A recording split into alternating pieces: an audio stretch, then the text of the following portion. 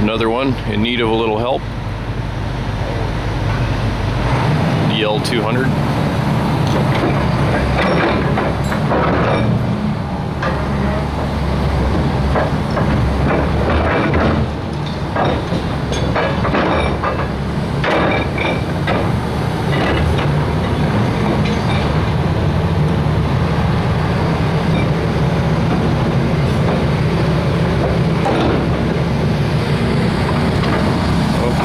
Get another picture of this thing moving.